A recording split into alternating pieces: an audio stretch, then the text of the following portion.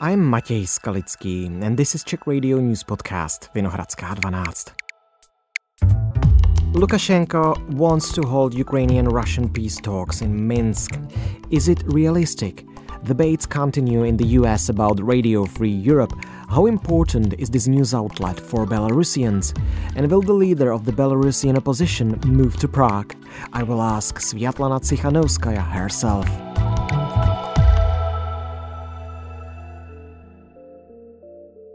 It's Saturday, April 5th.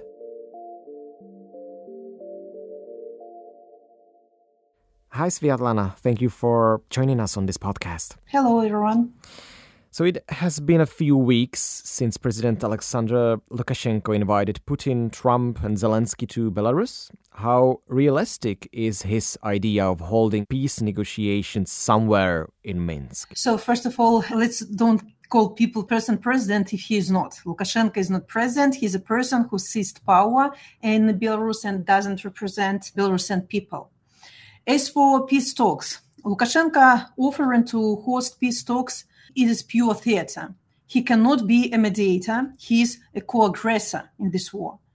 Let's not forget that Russian troops invaded Ukraine from Belarusian territory and missiles were launched from our land and nuclear weapons are now stationed in Belarus. Lukashenko helped start this war, so he cannot pretend to help end it. Also, peace talks in Minsk are not realistic. No one trusts Lukashenko. He's fully dependent on Putin and he speaks only with his approval. So his goal is not peace, it is survival.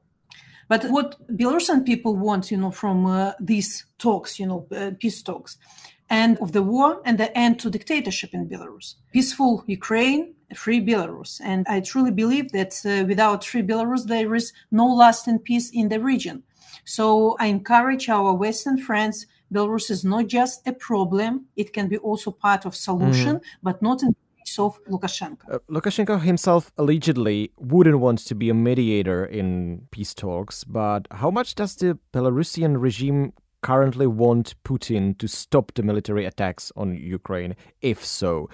Especially since rockets and drones are flying over Belarusian territory and sometimes crash on Belarusian territory as well. Look, this war, Russian-Ukrainian war, was a blessing for Lukashenko because since 2020, so many sanctions have been imposed on Lukashenko's regime and emptied his pockets a lot. But when the war has started, he militarized our economy. He rented civic enterprises to produce military stuff for Russian war. They're producing optics, different details for weapon. So he's earning money on the lives of Ukrainians. So it's not in his interest, to stop this war. It's his economic survival.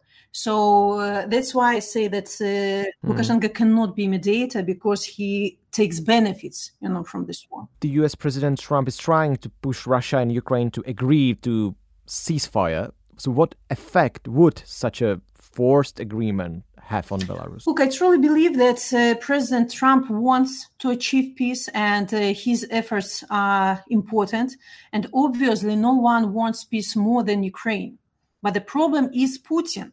He's not ready even for a ceasefire. He doesn't want peace. He wants the war to continue because it fuels his regime.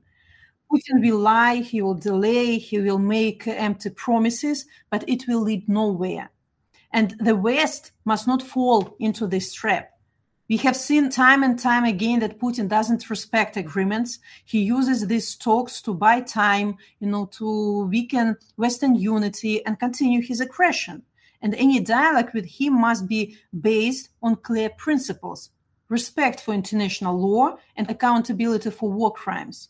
The only way to force Putin to real negotiations is through pressure, stronger sanctions and more support for Ukraine. And I'm sure that finally we will come to negotiations, because all the wars end with peace sooner or later. But at that moment, Ukraine must be at the strongest position. And my hope is that President Trump and the Europe will provide Ukraine with everything it needs. Peace must be just and must be long-lasting. For that, Ukraine must receive security guarantees. We must ensure that after the ceasefire, the war will not start again in Ukraine or even broader in Europe. So, and Putin, of course, must bear consequences for if he violates any agreement.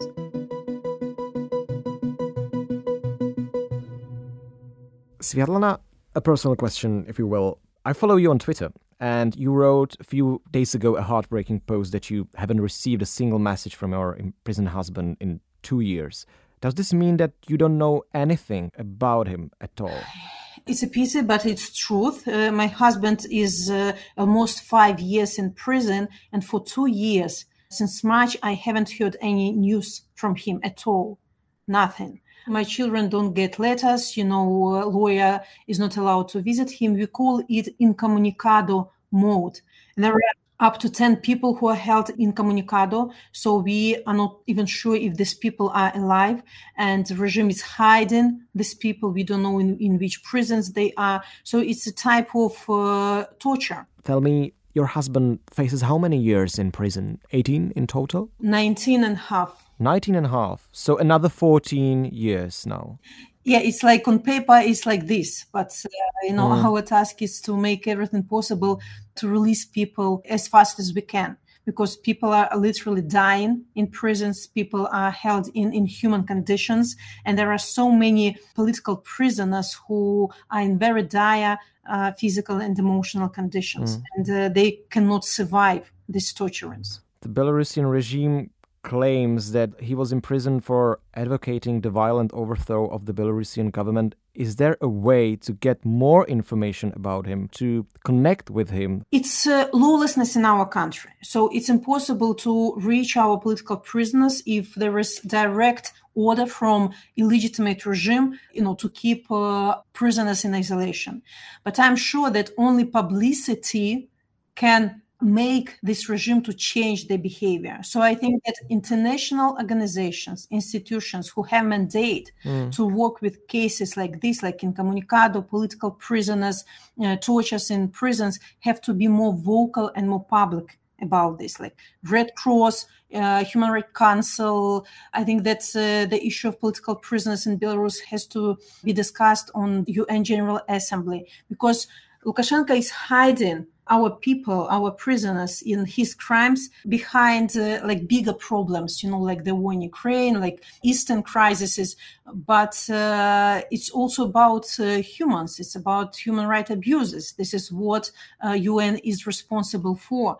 So if there is such a tactic that, they send some letters with the questions to illegitimate regime and get a response that, look, we don't have political prisoners, it shouldn't satisfy human rights organizations, worldwide organizations. And they have to do it publicly. They have to demand access to political prisoners. Red Cross might be much more active than they are now. And of course, political attention of the democratic world is essential in this crisis. Lukashenko wants the world to forget about Belarus, about Belarusian people, about Belarusians' fight. And our task is not let this happen. There were no Belarusian political prisoners included in the Great Prisoner Exchange last year between US and Russia. What are your thoughts on that? Look, of course, it's one venue that might be investigated, but the problem is that Lukashenko doesn't have people who may be in foreign prisons that are dear to him and whom they want to release. So we don't have these people for exchange in our Belarusian. So, of course, we are exploring this venue, and if such exchanges with Russia will take place in the future, we don't know about this, but if so, we are asking our democratic partners who are dealing with these processes, to demand to include Belarusian political prisoners as well. Tell me, the Belarusian regime has sentenced you to 15 years in prison. Do you ever think that you may never be able to return home? Because if you do, you'll end up behind bars. I have to say that I strongly believe that we will return home and that Belarus will be free. We will not give up whomever.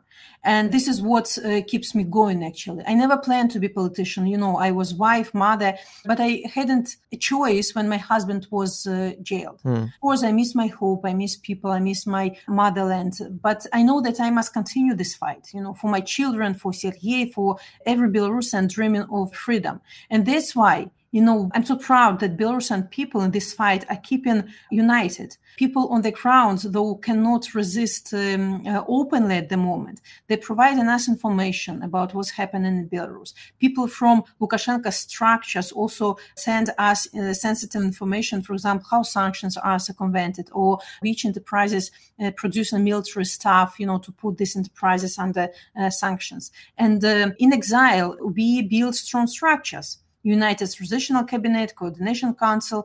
We have international alliances. On our Freedom Day, we received statements of support from all over the world.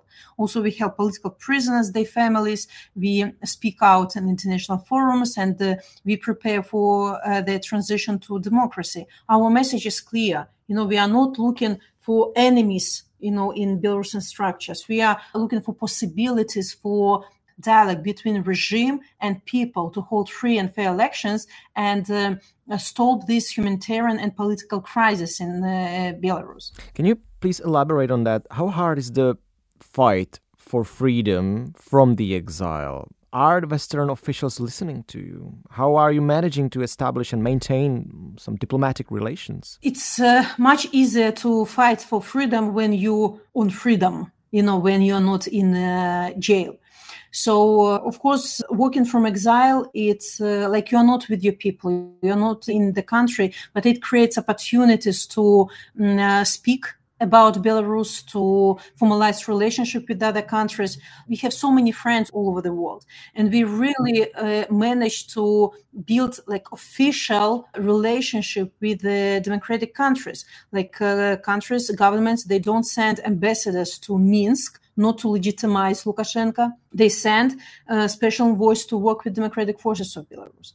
Belarusian people present everywhere. We made agreement with the European Parliament. We have strategic dialogue with the USA, Canada, and the UK. So formalization of the relationship, it's clear statement of our democratic partners that, look, we don't recognize Lukashenko, he is nobody, but we are working with democratic forces, we are trying to support them politically, support our media, our organizations that have been liquidated in Belarus. So it's really difficult, to keep focus on Belarus for 5 years in a row, but we can do this because I know that we are responsible for those people in prisons. We are responsible for the independence of our country. And I think that our democratic partners, they also understand that only democratic Belarus can be reliable partner and neighbor for them and not their source of constant threat. And while Lukashenko is in Belarus, so he's serving to Putin's interests, not to Belarusian interests. And that's why the democratic world made its clear choice. Mm-hmm. Belarusian movement, democratic forces are our partners.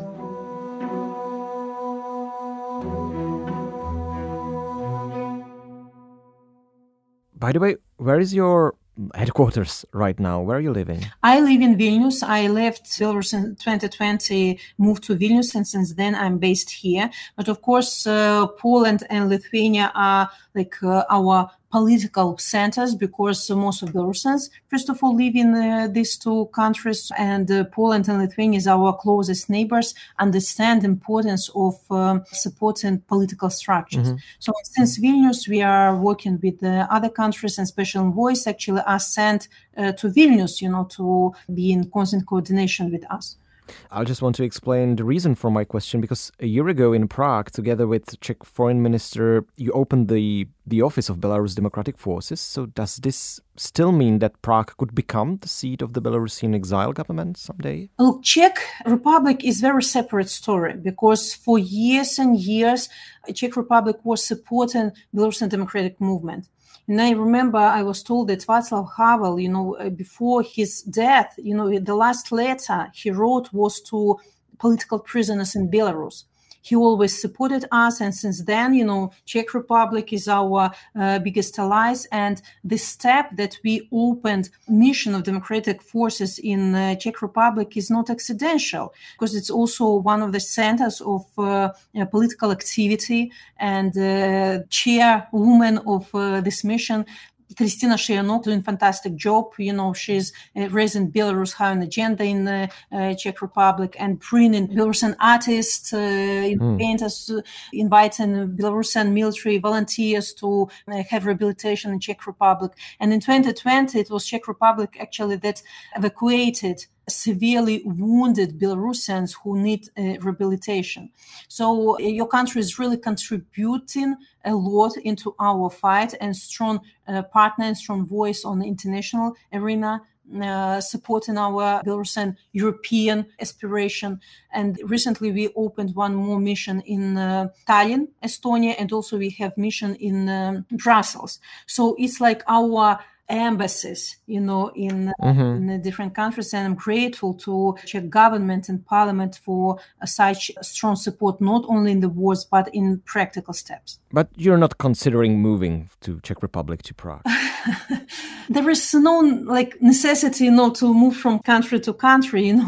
I'm based in Vilnius. We have wonderful Belarusian diaspora and political representatives in the Czech Republic. So there is no reason for me, to move my office to Prague. But I really appreciate what your country is doing for us, and always with huge pleasure organize my political visits to Czechia. Prague is also a place where Radio Free Europe, Radio Liberty, is located, which also broadcasts to Belarus. There is currently a heated debate going on about the funding of RFE in the United States. Just a few days ago, the news came also that the US Supreme Court had suspended the American government's efforts to stop funding RFE. How serious would the end of this station be for Belarus and Belarusian people? It's extremely crucial now to save the work of all Belarusian independent media, including Radio Liberty. If you talk about Radio Free Europe, so it's a lifeline actually for thousands of Belarusians. It tells the truth when others are forced to lie. This radio gives hope, and some of its reporters are behind bars, but the voice of freedom keeps going. And of course, for us, Radio Liberty is a symbol of what the West stands for. And I hope that Radio Liberty will continue its work. And if not the United States, but the European Union will help them to continue their critical work. So you would support the Czech initiative to save this media outlet? Absolutely. I'm grateful for this proposal of Minister Lipavsky, and that's Minister Sikorsky and other ministers supported this idea that we have to save this crucial outlet. Because for years and years they broadcasted truth, and now, especially now when actually the fate of our region is being decided, it's so important to deliver honest news inside Belarus and also all over the world. Because if Radio Free Europe and other media are shut down because lack of assistance, they will be immediately replaced with the Russian and Belarusian regime propagandistic messages. And these messages are poisoning minds, not only of Belarusians, but also minds of our Western nations. And we have no right to allow this. And are there any other media outlets that Belarusian people can follow if they don't want to rely on television propaganda? Look, of course, independent media in Belarus is being hunted down. All of them, have been liquidated in Belarus, but managed to restore their broadcasting from abroad. But in Belarus, websites blocked, offices raided, people jailed for simply liking a post or sharing an article. But Belarusians still find ways to read the truth. Through VPNs, Telegram, even printed leaflets, people are hungry for facts and not propaganda. Everyday coverage of free media, Belarusian free media, is about 3 million people daily inside the country. So that's why it's important, for give them opportunity to continue their work.